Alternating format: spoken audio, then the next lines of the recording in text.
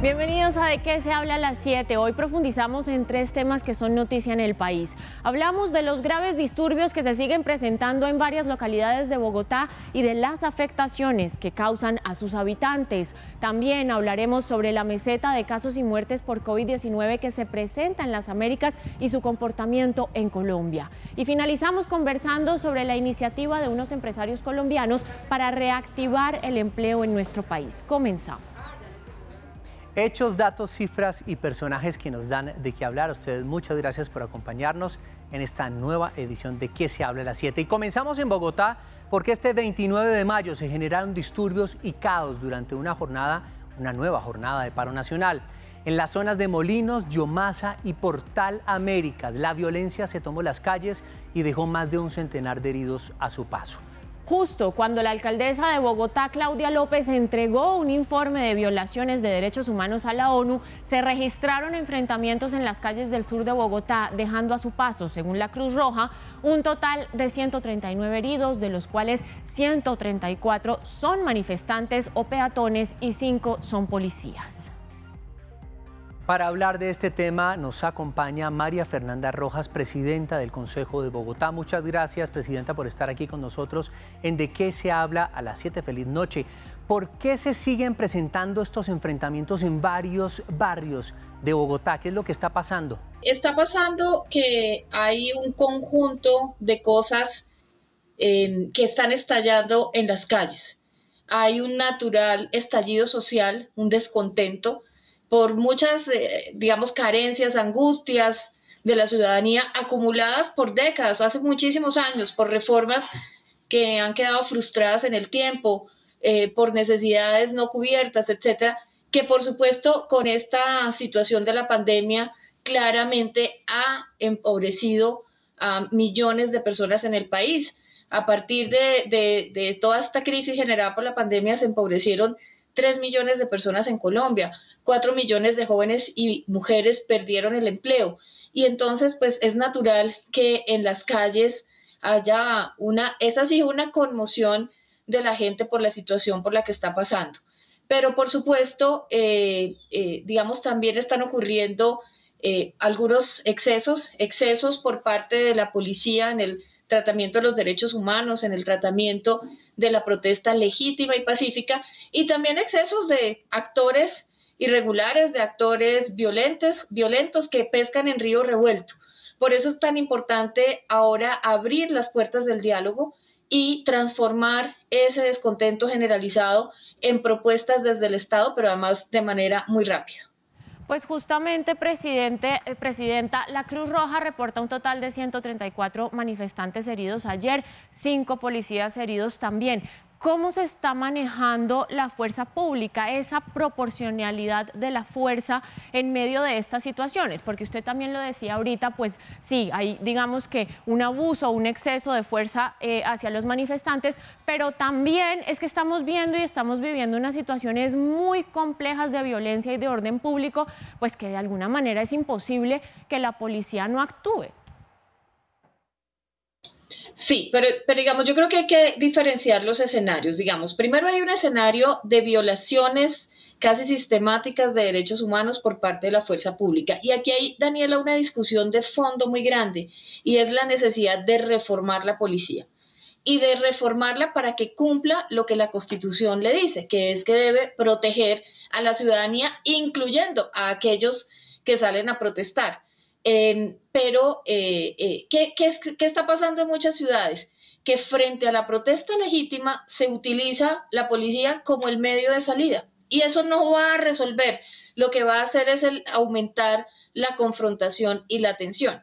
Pero en medio de esa situación, por supuesto, hay actores radicalizados, hay actores violentos, hay actores ilegales a quienes les conviene que la reacción sea como algo así como hay que militarizar el país, hay que declarar conmoción interior, etcétera, y entonces ejecutan en medio también de estos escenarios de protesta, pues ya acciones vandálicas o acciones ilegales. Por ejemplo, la quema del Palacio de Justicia en Tuluá. Eso, pues digamos, para mí es muy difícil de creer que eso le sirva a unos jóvenes descontentos de unas barriadas populares. En cambio, sí le podía servir a personas que tenían allá procesos penales en espera. Entonces, digamos, hay una situación que tiene que tener salidas primero a través del esclarecimiento de todos esos hechos de violación de derechos humanos. Por eso es tan importante que la Comisión Interamericana de Derechos Humanos pueda venir. Por eso es tan importante el papel que está haciendo la Oficina de la Comisionada para los Derechos Humanos de la ONU. Pero también hay que dar canales de diálogo para que todo ese descontento comience a tener salidas, que me parece que en el caso de Bogotá, la alcaldesa Claudia López ha entendido el escenario y por eso plantea una reorientación de los presupuestos y un énfasis en proyectos para mujeres, para jóvenes, para micro, pequeñas y medianas empresas. Presidenta María Fernanda Rojas, presidenta del Consejo de Bogotá.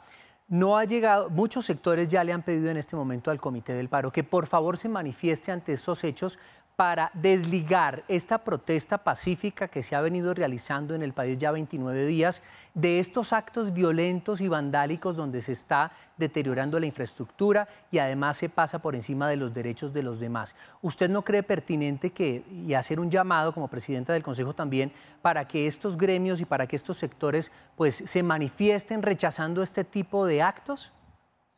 Eso es fundamental. Ni los bloqueos que se le atraviesan al abastecimiento alimentario, ni la obstrucción de ambulancias, ni la afectación a las misiones médicas, ni la afectación permanente a unas comunidades van a servirle a la protesta. Al contrario, terminan deslegitimándola. Entonces, sí es muy importante hacer un llamado a que por ninguna razón haya bloqueos que, por ejemplo, entorpezcan la llegada de alimentos a ninguna ciudad. Eso es muy grave.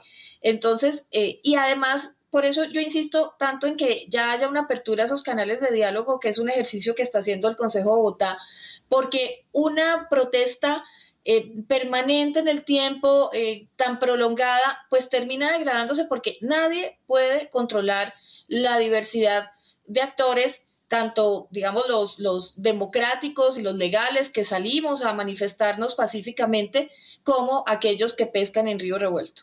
Presidenta, mire, pues en pro de tratar de calmar un poco las aguas, la alcaldesa también sacó este plan de reactivación social. ¿Cómo lo ve usted? ¿Cuál es su opinión al respecto? Pues a mí me parece muy importante concentrarnos en unos temas que la alcaldesa ha planteado y seguramente en el debate van a surgir otros más.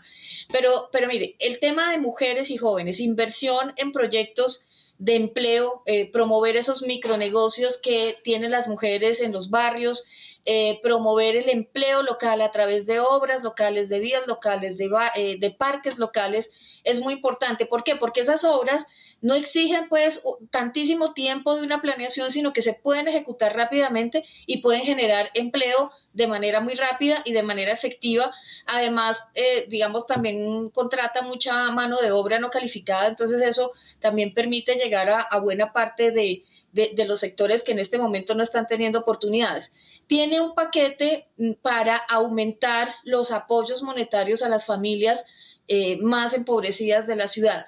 Piensa la alcaldesa con los recursos que son casi 2 billones de pesos que nos va a pedir en el Consejo que reorientemos, piensa la alcaldesa aumentar 350.000 familias, aparte, digamos, de las que ya reciben este ingreso mínimo garantizado, que lleguen 350.000 familias más a recibirlo y dependiendo del tamaño de la familia también será el ingreso. Eso es muy importante porque este coletazo del COVID, este impacto de la crisis sanitaria pega mucho en una ciudad como Bogotá, donde dependemos de la aglomeración.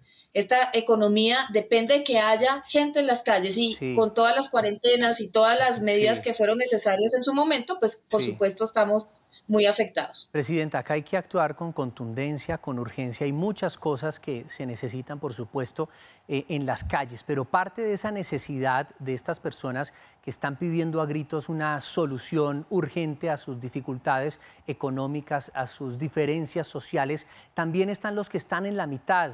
¿Qué se les puede decir a esos ciudadanos que han tenido que convivir en sus barrios con las bombas aturdidoras, los gases lacrimógenos, todos estos días, sobre todo los que están a los alrededores del Portal de las Américas y también en Usme Y en Suba también. También, Fernando, entendiendo que muchos de esos ciudadanos comparten las razones de las protestas. Algunos pues no pueden salir porque sus trabajos o sus actividades no se los permiten, otros por distintas razones. Otros pues claro, sienten solamente la molestia, los efectos. Por eso decía, un bloqueo permanente, digamos, es entendible que en una protesta haya unas horas en que pues alguna marcha genere un impacto en el tráfico, eso es normal, para mucha gente es molesto, pero digamos es normal. Pero si esto se vuelve permanente y llega a afectar ciertos sectores de tal manera que ya la convivencia se va dañando, se va arruinando, esto hay que resolverlo. Hay que decirles a esos ciudadanos que lo que necesitamos en este momento es que el Estado en sus distintas manifestaciones comience a generar soluciones, obviamente escuchando todas esas demandas ciudadanas. El Consejo de Bogotá ha hecho un ejercicio desde el 8 de mayo en la Plaza de Bolívar, escuchando a los manifestantes, lo repetimos el martes pasado en el Portal de las Américas y ha sido un ejercicio muy interesante. ¿Qué vamos a hacer con eso? Recogeremos unas propuestas que le enviaremos al gobierno nacional, otras al gobierno distrital y otras las puede gestionar el Consejo de Bogotá a través de acuerdos y de proyectos y de debates de control político. Y ahí es muy importante también el seguimiento que el Consejo haga a los compromisos de la administración. Entonces, ya es hora de convertir, como decía Pepe Mujica hace poco en una entrevista, de convertir este estallido social en una organización para la transformación, para las reformas que realmente necesita el país, porque también una manifestación, una movilización eterna, prolongada, pues trae riesgos para los mismos manifestantes. Esto ya tenemos que convertirlo en acciones concretas.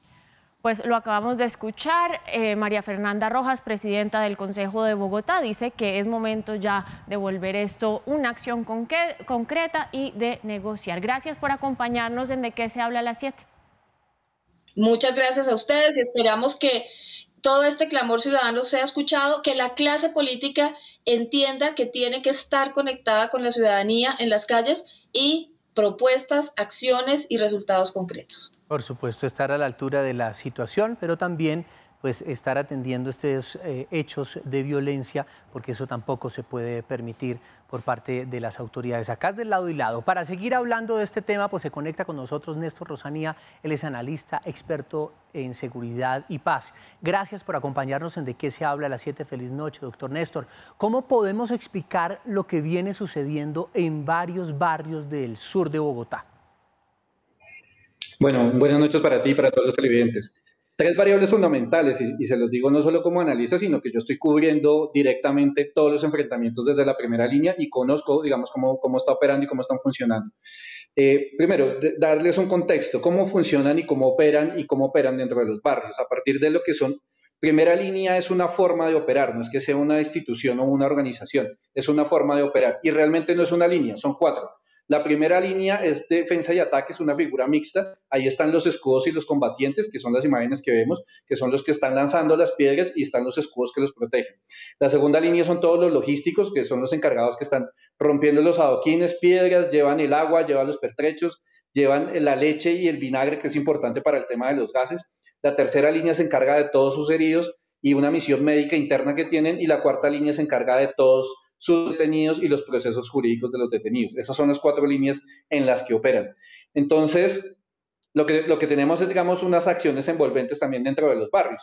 Lo que empiezan a hacer es que las líneas de ataque y defensa están durante un tiempo y después entran a los barrios y hay un relevo permanente. Es un relevo más o menos cada 45 minutos y se van relevando. Por eso estos altercados son de tanto tiempo. Cuando uno cubre aquí, fácilmente pueden pasar 4, 5, 6 horas, porque son diferentes grupos los que se van intercambiando ahí sí en esa primera línea de combatientes y defensa. Néstor, pero entonces, ¿quién está detrás de esto? ¿Son bandas criminales, grupos armados ilegales? Porque como usted lo dice, pues ahorita nos acaba de decir que son líneas de acción. Es decir, que esto está estructurado, esto tiene una organización detrás. Entonces, ¿quiénes son esas personas o qué se sabe que quiénes son y qué es lo que buscan? Vale, es que hablar de esto homogéneo no es tan sencillo, Digamos, caso Bogotá. Caso Bogotá hay diferentes organizaciones. ¿Quiénes están? Tribus urbanas, el movimiento anarquista, antifascista, antiimperialista, el movimiento bolivariano. Son diferentes estructuras y cada una de estas opera de forma diferente. Estando en las marchas y cubriendo la primera línea, uno también ve mucha gente de los barrios que se une a estos tribus urbanas y, digamos, se unen y comienzan a operar y ayudarlos ahí. Y no necesariamente están estructurados a una organización. Caso Bogotá, no hay armas de fuego, ahí no hay armas de fuego y ni siquiera hay armas blancas. Uno lo que es lo que ve, los molotov y piedras permanentemente. Eso es Bogotá. Ahora, caso Cali es diferente. Caso Cali, ¿qué hay? Hay combos, hay parches, el distrito de Agua Blanca, Siloé, hay unos combos muy pesados que están vinculados a temas de microtráfico y de narcotráfico, que no necesariamente son disidencias, sino que manejan el microtráfico en la ciudad, que tienen armas de fuego y esos son los que hemos visto que se enfrentan a la policía. Ese es un actor. Otro actor, pues lo que nos preocupa a todos, estos grupos neoparamilitares de derecha, de las camisas blancas que los veíamos en las Toyotas, armados disparándole a la minga indígena. Eso es otro grupo y otra calificación. Esto se parece mucho a los colectivos chavistas de Alexis Viejo La Piedrita, porque casi que tienen una forma de operar similar, organizados, y está generando una violencia. Y un tercer actor que tendríamos en el caso Cali, pues, y estamos por confirmarlo, digamos, desde las investigaciones, es que si realmente hay una infiltración de disidencias o de otros grupos armados. La información que nosotros tenemos, por ejemplo, norte del Cauca y gente que está ahí, es que no están vinculados a eso porque están en el tema del narcotráfico y están en marchas y en revueltas con la policía, no es el negocio de ellos. Eso nos han dicho algunas fuentes.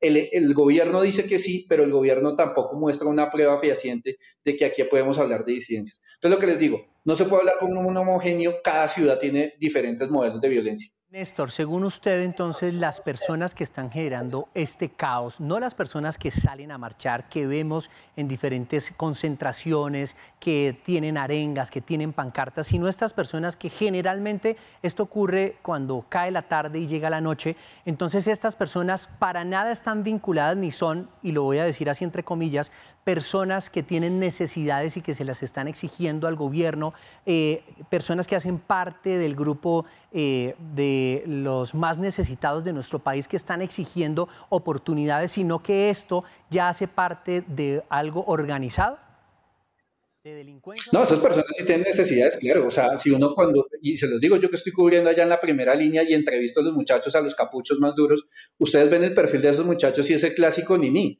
estudian ni trabajan. O sea, son muchachos que no tienen opciones ni de entrar a una universidad pública, porque entrar aquí a la Universidad Nacional es un milagro y no hay cómo acceder a la universidad pública, y las universidades privadas son muy caras. Si ustedes ven el perfil, estrato 1 y 2, son muchachos que se están jugando ahí y que tampoco tienen nada que perder, y eso es lo que ellos todo el tiempo le dicen a uno en las entrevistas. Entonces no tienen trabajo porque tampoco... ¿Es producto entonces del deterioro del tejido social que llegan, digamos, a esta situación? ¿O también, como usted lo dice, hay bandas simplemente con otro objetivo, no del de pedir, no del de reclamar y hacer sus reclamos, digamos, como se deben, sino que también están metidas ahí bandas criminales? O sea, evidentemente las personas tal vez que están en estas bandas criminales tienen necesidades y por eso recurren, para que les paguen en estas bandas, pues recurren a ir a eso. Pero ¿es algo más organizado? Es decir, porque el clamor de un pueblo se ha escuchado en diferentes ciudades del país de diferentes maneras y diferentes manifestaciones, pero cuando llegan estos actos violentos como la quema del Palacio de Justicia en Tuluá, como lo que ocurrió anoche aquí en Bogotá, pues uno empieza a decir, bueno, tenemos que desligar esto del descontento social o no se puede desligar, hace parte de... Vale, démosle este contexto. Son tres actores que tenemos dentro de las marchas. Uno, el 95% es una marcha pacífica, legal y constitucional, que como tú lo decías, es el sindicato de los profesores, los estudiantes, los amigos de la oficina, la familia, que es lo que uno ve durante el día, que tienen sus arengas y que tienen un reclamo justo, evidentemente. Ese es el 95%. El 5% está dividido en ¿qué? En lo que hablamos de las tribus urbanas, de esos grupos de los capuchos, que son los que se enfrentan, que lo que pasa es que esos acuden a la violencia, diferente al 95% que lo hace de manera pacífica.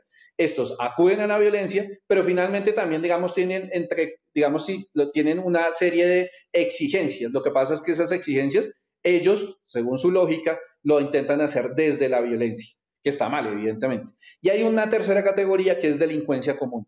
Nosotros que hemos estado ahí cubriendo, ¿qué hemos visto? Grupos de atracadores y grupos que están pendientes es del saqueo, y eso absolutamente no tiene nada que ver con la marcha, pero pues también generan una visibilidad cuando se empiezan a hacer los saqueos. Entonces tenemos tres categorías claramente definidas, y lo que les digo, tú me preguntas sobre todo la categoría 2. Vuelve y juega. Muchos muchachos que no están ni estudiando ni trabajando y que ven en la violencia una forma de exigirle al Estado unas necesidades que no han sido resueltas. Bueno, pues Néstor Rosaní, analista experto en seguridad y paz, gracias por darnos este panorama y esta explicación tan clara de lo que está sucediendo en Bogotá. Muchísimas gracias a ustedes, a todos los televidentes, y bueno, espero seguir acompañándoles porque estamos haciendo ese cubrimiento directamente en las calles. Claro que sí, lo seguiremos contactando aquí en De Qué se habla a las 7. Y cambiamos de tema porque el 27 de mayo de 2016 Barack Obama se convirtió en el primer presidente estadounidense en conmemorar en Hiroshima a las víctimas de la bomba atómica de 1945. El gesto despertó polémica en Japón, donde se sigue debatiendo sobre una disculpa adecuada. Durante la ceremonia, el expresidente de Estados Unidos homenajeó a los cerca de 140.000 muertos que dejó la primera bomba atómica y a todos los caídos en las guerras, y expresó que la memoria de lo ocurrido en Hiroshima no debe desvanecerse nunca, haciendo un llamado a la reconciliación.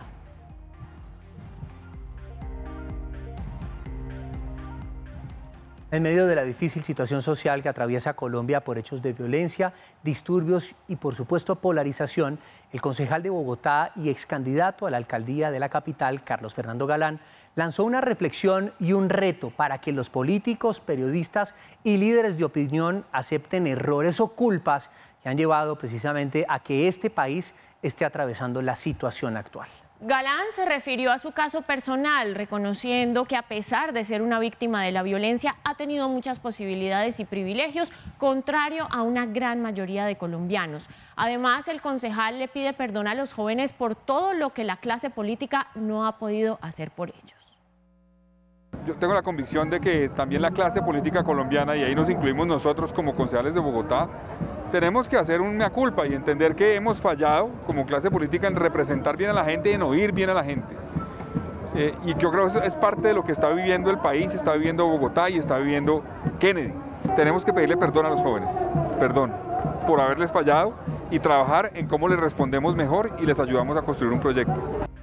Pues algunos han hablado de no solamente perdón, es verdad, justicia y reparación, porque además realmente se ha causado mucho daño, sobre todo en el tema de la corrupción. Y acciones, José Fernando, porque esto es un tema histórico, esto no es de ayer, hay mucho perdón y muchas acciones que hacer para poder remediar esta situación. Nosotros nos vamos a una pausa y ya regresamos en De Qué se habla a las 7. Queremos leerlos con el numeral Hablemos de. Ya volvemos.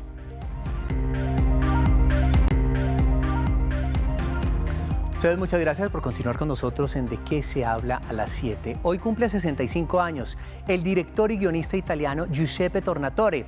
Aunque decir director y guionista sea quedarnos un poquito, mire, un poquito cortos, de eso no cabe la menor duda. Pues en realidad Tornatore ha hecho de todo en el cine. Hasta se puso un día delante de una cámara para aparecer, aunque solo fueran unos segundos, en la que todos sabemos es su película más popular, Cinema Paradiso. Larga vida a una leyenda del séptimo arte.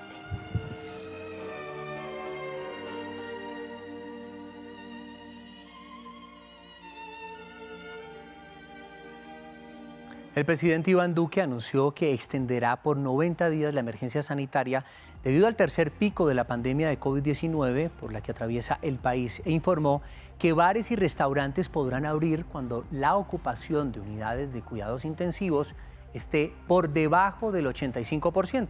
Este tercer pico infortunadamente se ha alargado y según varios epidemiólogos se encuentra en una meseta que solo con el aumento de la vacunación y mantener las medidas básicas de autocuidado se va a poder ver un descenso significativo en contagios y muertes.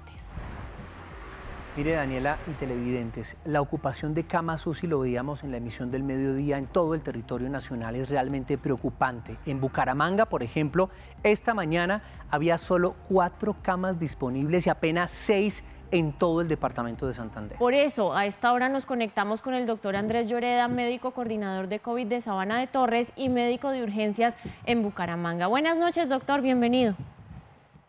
Muy buenas noches para ti y toda la mesa de trabajo y toda la teleaudiencia. El doctor Lloreda, Daniela y televidentes, está aquí porque este miércoles publicó este video bastante sentido en redes sociales. Miren ustedes. Hoy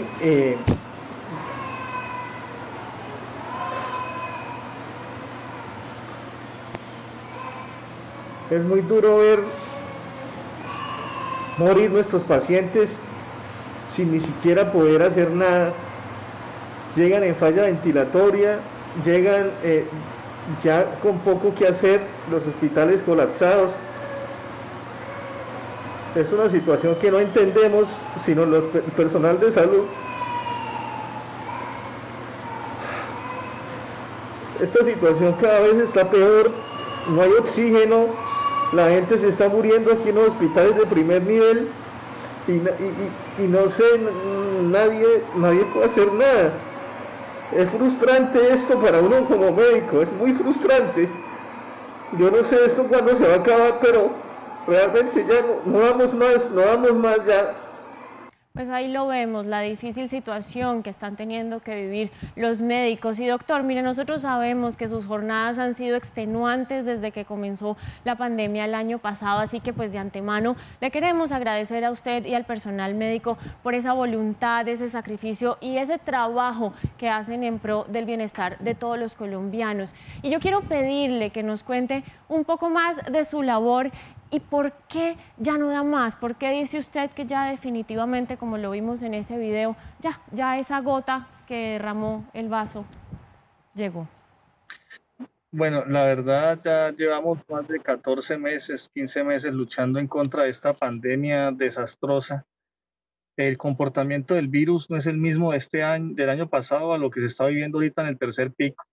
Nos hemos dado cuenta que pacientes en estos momentos, en el día 12, 13, después de estar bien asintomático con síntomas muy leves, amanecen desaturados y con falla ventilatoria, secundar una neumonía multilobar, o sea, una neumonía severa en ambos pulmones, y esto ha generado que la demanda de camas UCI, la demanda en hospitales de tercer nivel sea cada vez mayor. A mí pues llevo ya un año y largo luchando contra este virus en primera línea. Y la verdad, pues, aparte del trabajo que hago en mis sitios laborales, tenemos una campaña con otros médicos voluntaria, viendo pacientes en las zonas rurales de los municipios, sintomáticos COVID, y llevándoles ayuda, medicamentos y lo que podamos servir para ayudar a mitigar esto. El turno de antier fue un turno durísimo.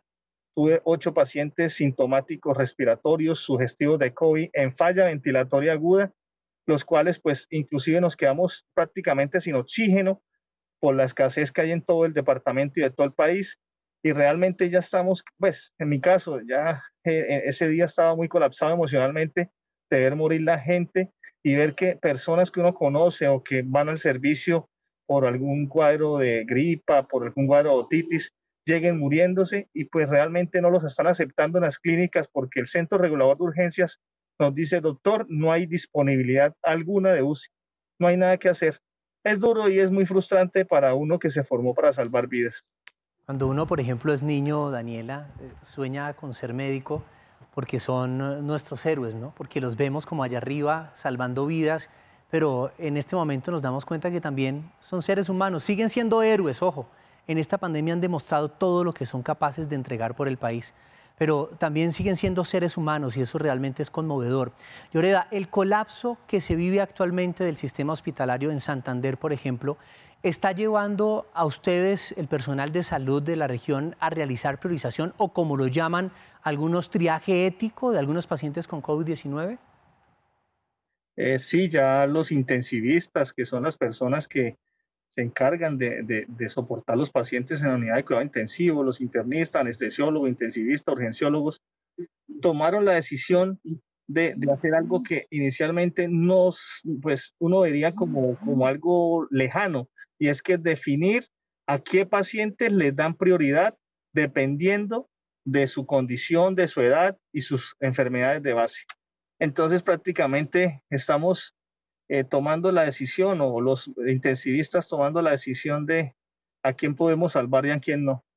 Doctor, mire, pues evidentemente esto, como usted lo decía, pues tiene un proceso para determinar a quién se le da la priorización, pero ustedes cómo lo viven emocionalmente, a ustedes cómo los impacta tener que decidir pues a quién atienden primero y que de pronto por esa decisión otra persona puede fallecer. Bueno, para mí llevo ya casi 15 años en el ejercicio de la profesión, siempre he trabajado en urgencias, en unidades de cuidados intensivos, y pues realmente en el trayecto de mi vida profesional he visto morir mucha gente, pero créame que esto, le hablando al corazón al más guapo o al más bravo de todos, y esto ya no, ya pasó de un tono castaño oscuro a negro intenso, donde tú llegas a un turno y recibes 20, 30, 50, 100 pacientes con COVID-19 requirientes de oxígeno, complicados, y tú no hayas qué hacer, tú vas, ves uno, vas por el del otro, doctor, un paro en el 1, doctor, paro en el 3. Es muy, muy complejo esta situación y pues yo creo que ya la fatiga del personal de salud, no solo de los médicos, sino de los enfermeros, los fisioterapeutas respiratorios, los auxiliares de enfermería que les ha tocado durísimo, las mismas señoras del aseo, todo el mundo, yo creo que el personal sanitario está totalmente fatigado, totalmente extenuado, y creo que el sentimiento que yo viví que anoche fue un sentimiento que comparten la mayoría de mis colegas. Doctor, pues una verdadera frustración la que están viviendo en este momento. Y permítame meterme en su fuero interno. ¿Cómo ha vivido esta situación de pandemia en su entorno personal, en su familia? ¿Qué ha tenido que sacrificar en medio de esta crisis sanitaria? ¿Qué le dice a su familia? Bueno, yo soy padre de varios niños y mi último hijo tiene 13 mesecitos. Desafortunadamente mi hijo nació en pleno pandemia, nació en Bogotá y pues huyendo del COVID nos vinimos para Santander, que yo soy santanderiano, y realmente me he perdido las etapas más valiosas del crecimiento de mi hijo, porque pues me da miedo infectarlo a él. Mi esposa también es de salud, en estos momentos no está laborando precisamente por el miedo y por cuidar al bebé, pero le da una frustración no poder uno abrazar bien, besar el niño, o no poder usted sencillamente poder darle un beso a su esposa porque le da miedo infectarlo. Pues doctor, nos solidarizamos de verdad con ese sentimiento que ustedes tienen, porque si bien no estamos ahí en esa línea de batalla, sí, podemos entender, José Fernando, lo difícil que es para ustedes, sobre todo ver que las personas no se cuidan, que a pesar de todo lo que está pasando, no tomamos conciencia de que los primeros y los más responsables para poder lidiar con el COVID-19 somos nosotros, y tenemos que nosotros lavarnos las manos y respetar también todos estos parámetros de bioseguridad. Imposible, Danelia, no solidarizarse realmente con el sentimiento del doctor Andrés Lloreda. Gracias de verdad, porque estos somos los seres humanos. Salimos a salvar vidas, usted por lo menos lo hace todos los días, pero también puede flaquear. Gracias por acompañarnos. A ustedes mil bendiciones. Lo único que les digo es a las personas que nos autocuidemos, que esto está crítico, que esto no tiene un patrón, de un momento a otro cambia otra vez, la enfermedad va cogiendo más fuerza. La única opción que se tiene en estos momentos es la vacunación y el cuidado autopersonal.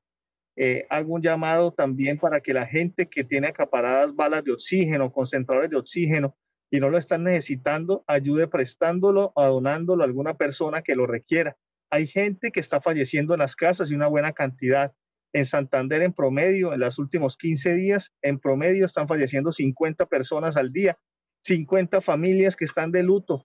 Yo creo que en estos momentos de la pandemia ya todo el mundo tiene un amigo o un familiar que haya fallecido por COVID. Pues con este llamado al autocuidado y a la conciencia sobre lo que estamos viviendo, nos vamos a una pausa y ya regresamos. Ya volvemos con más.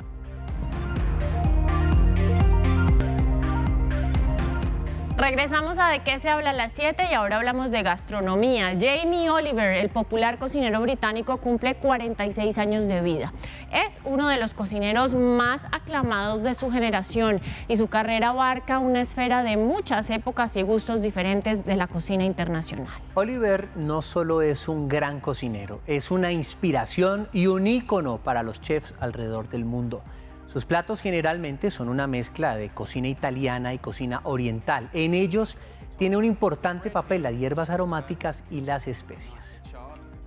Now I've got lemon, just a little bit of zest, fresh flavors, don't waste anything, right? Cambiamos ahora de tema. Con los efectos de las más recientes o de la más reciente ola de contagios y de las manifestaciones en varios departamentos de Colombia, la reactivación de las empresas y su potencial para generar empleos se convirtió en un tema prioritario para el país. Muchos empresarios han tenido que cerrar sus negocios ante la imposibilidad de cumplir con sus operaciones, lo que ha llevado a la pérdida masiva de empleos en el país. Esta crítica situación que se vive ha llevado a un grupo de empresarios colombianos a dialogar con autoridades en los Estados Unidos para evidenciar esta realidad y buscar caminos hacia una pronta reactivación económica en Colombia. María Claudia Lacutir, directora ejecutiva de la Cámara de Comercio Colombo-Americana y miembro de esta iniciativa, es un gusto realmente saludarla y gracias por acompañarnos en De qué se habla a las 7. Feliz noche. Directora, cuéntenos cómo surge esta iniciativa y además quién la lidera. Muy buenas noches a todos, muchas gracias por la invitación. Y esto es una voz independiente. Hemos construido en conjunto con diferentes empresarios, con diferentes personas, para poder traer a Estados Unidos un diálogo con diferentes instancias que nos permita construir puentes y conocimiento de Colombia. Las dificultades que tenemos, que en ningún momento estamos mencionando que no las tenemos, sino que también que hay unas acciones que se vienen dando que necesitan ayuda internacional. Estamos buscando a través de estas reuniones que se tenga más mediación, menos condena, que cualquier aporte al diálogo y a encontrar propuestas de acción son muy bienvenidas y que necesitamos más acciones en ese sentido. Directora, mire, ustedes viajaron con el propósito de mostrar, como usted lo decía, otra versión de los hechos, otra cara de lo que está sucediendo y por supuesto pues el gran impacto que esto genera en ciudadanos pues que de alguna manera digamos no apoyan estos bloqueos. ¿Cómo han transcurrido estas reuniones con las autoridades en Washington y con las organizaciones? ¿Cómo han recibido esta iniciativa? Ha habido mucha receptividad, mucho interés en continuar el diálogo, que es parte de las expectativas que teníamos nosotros dentro de todo el grupo para lograr seguir avanzando. Hemos logrado casas amables, donde efectivamente se falta información sobre lo que está sucediendo en Colombia y donde lo que queremos es construir esos puentes, construir ese diálogo, acciones que nos permita seguir avanzando y seguir obteniendo un apoyo de la comunidad internacional para lograr que Colombia pueda seguir haciendo acciones a un desarrollo económico, a un tejido empresarial que crezca, a la generación de empleo y sobre todo a la generación de equidad. Pues María Claudia, muchísimas gracias. ¿Qué le puede decir entonces a los empresarios de nuestro país que están pasando por un momento bastante complejo? Bueno, yo creo que lo primero que hay que buscar es que se pueda quitar los bloqueos, que se pueda dar la movilidad de todos los ciudadanos colombianos dentro del país, que podamos hacer esa reactivación económica constante, que sea efectiva para todos. Si no hay empleo, no vamos a tener desarrollo, no vamos a tener ningún tipo de forma de lograr generar un crecimiento dentro de Colombia y generar oportunidades. Pero yo creo que aquí es un trabajo conjunto, es un trabajo de todos. Todos vivimos en una misma tierra que se llama Colombia, todos somos hijos de la misma madre que es Colombia y en ese sentido tenemos que conjuntamente un país hacia el futuro. Directora, ¿usted nos podría decir cómo están las cifras de desempleo hoy? ¿Cómo están, sobre todo, manejando este tema los empresarios? ¿Siguen pagándole a sus empleados o han tenido que prescindir de sus servicios? Obviamente, pues hay diferentes casos, pero ¿cómo están manejando esta situación, como usted lo mencionaba, del desempleo que se genera a raíz de la crisis? Pues estamos viendo, por ejemplo, a través del estudio, el análisis que hizo Confecámara, que hay una afectación importante dentro de todo el tejido empresarial. Confecámara hizo un estudio de más de 13.000 empresas, el 80% de ellas pequeñas y medianas empresas que efectivamente están sufriendo dentro del proceso que se está dando. Aquí estamos viendo que el 35% de las empresas están cerrando, que el 90% están viendo con preocupación empleos y que el 45% están teniendo desabastecimiento.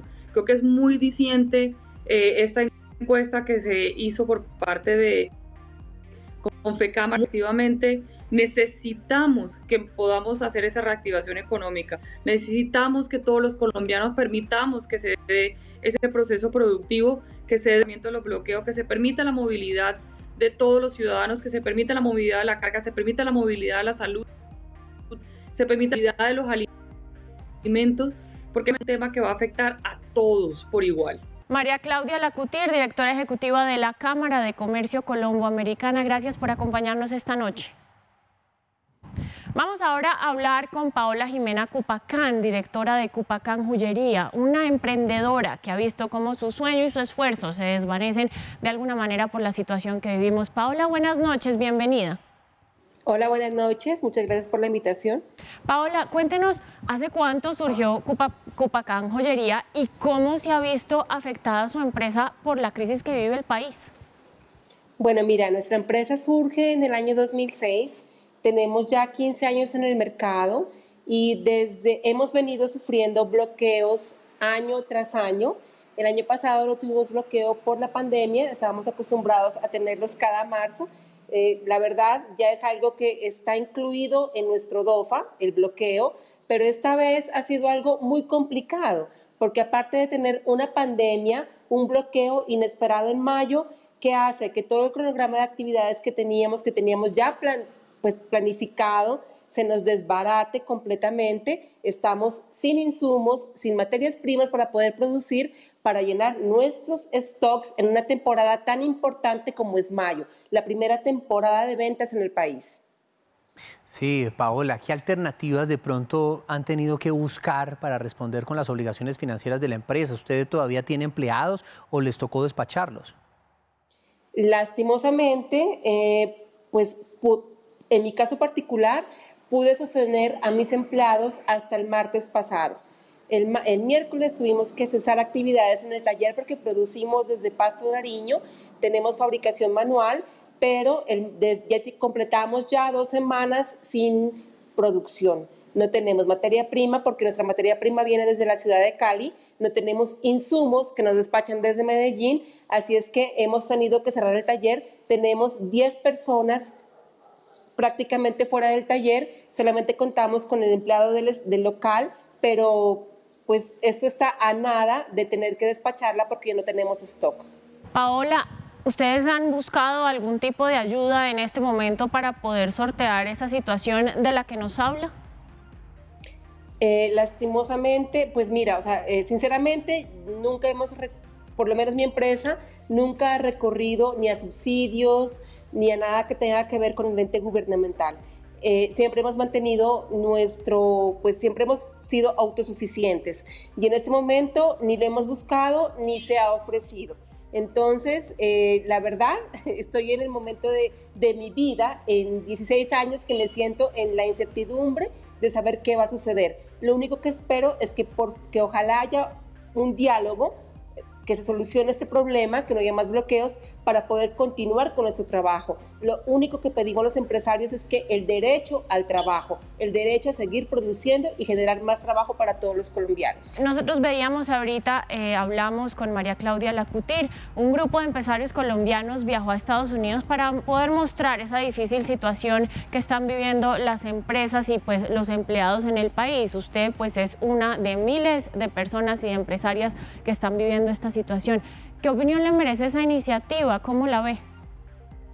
Pues me parece una iniciativa, yo conozco a María Claudia Lacutir, conozco la Cámara Colombiana y me parece que es una iniciativa que se puede trabajar y que pues es como una de esas tablas de salvavidas que nos puede potencializar y que nos puede sacar adelante. O sea, nada, en este momento todo sirve.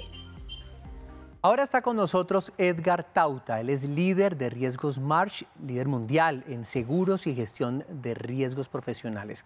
Edgar, buenas noches, un gusto tenerlo acá con nosotros en De Qué se habla a las 7. Acabamos de escuchar el caso de Paola, una empresaria que como otros miles pues han tenido que sortear esta crisis económica, como se dice coloquialmente, casi que con las uñas. y también a María Claudia Lacutir, pues representante de grandes empresas que buscan una salida, una alternativa a esta situación. ¿Cómo ve usted el panorama? Gracias, buenas noches, muy amables por la invitación. El panorama, digamos, es efectivamente una situación sin precedentes, dado que estamos asistiendo a la confluencia de dos grandes generadores de impacto en lo que son las economías del mundo. La pandemia y particularmente en Colombia tenemos esta situación de la protesta social. Definitivamente, como les decía, es algo que está ocurriendo sin precedentes, y la invitación pues es a revisar por parte de las empresas el estado de preparación para poder hacer frente a este tipo de situaciones que son generadores de interrupción de la operación. Y no solamente, digamos, reaccionar o actuar intuitivamente frente a cómo manejar estas situaciones de materialización de este tipo de riesgos. Por otro lado, y como bien lo decía Paola, hemos visto afectados algunos de los elementos que hacen parte de lo que es prestar un servicio o generar un bien. Esos elementos tienen que ver con la gente, con la cadena de suministro, con los servicios de tecnología de información y comunicaciones, con las instalaciones, los equipos. Si alguno de estos elementos no está disponible, pues simplemente el proceso, la producción no se puede dar. De manera tal que la invitación frente al panorama que estamos viviendo es a revisar qué tan preparados estamos nosotros para poder tener alternativas que nos faciliten efectivamente generar una capacidad de recuperación y continuidad de las tareas, de las actividades propias de las diferentes industrias.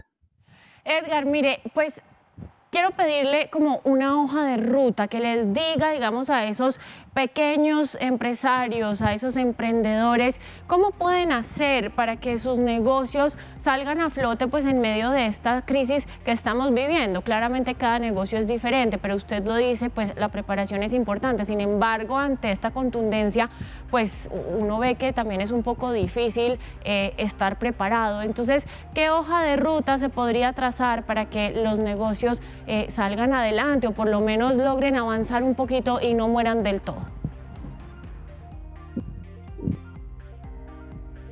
Claro, gracias.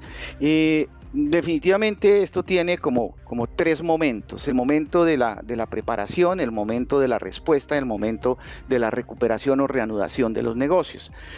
Para poder responder, digamos, siguiendo un método, siguiendo una forma de alguna manera técnica que permita decir estoy listo para enfrentar estas situaciones, pues definitivamente la preparación, que tiene que ver con identificar los riesgos que puedo estar enfrentando o que podría estar enfrentando, formular planes de tratamiento para poder mitigar los efectos de esos riesgos, generar planes de contingencia, como les decía, frente a la no disponibilidad de alguno de esos elementos que hacen parte de lo que es generar producir un bien o generar un servicio, ¿cierto? Y en la medida en que yo pueda quizás no cubrir absolutamente cada una de las situaciones que se puedan llegar a presentar, siempre voy a estar más cerca de tener una solución en la medida en que estoy preparado. Y desde allí, digamos, cuando se materializa el evento, esa preparación también obliga o sugiere mejor hacer pruebas, someterme a simulacros de situaciones potenciales que pudieran llegarme a afectar, de manera tal que el día que me ocurra una situación real, pues puede que haya algunos imprevistos, algunas situaciones que no estén cubiertas, pero estoy muchísimo más cerca y más rápido de solucionar mi problema y de volver a ser productivo en menor tiempo, que si no estoy preparado, porque entonces allí estoy obligado a reaccionar o hacerlo intuitivamente. Entonces, de verdad que allí hay una oportunidad.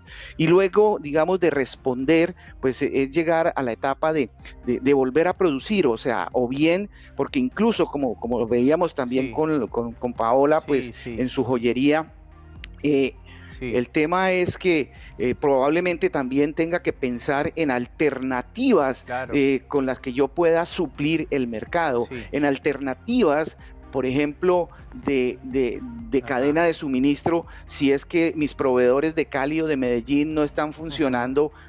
Quizás pensar en el Ecuador, buscar esos insumos que puedan ser entregados por otras compañías. Entonces, diversificarnos y un llamado a actuar de manera proactiva y no reactiva. Muchas gracias, doctor Edgar Tauta, líder de riesgos de Marsh, por acompañarnos en De qué se habla a las 7.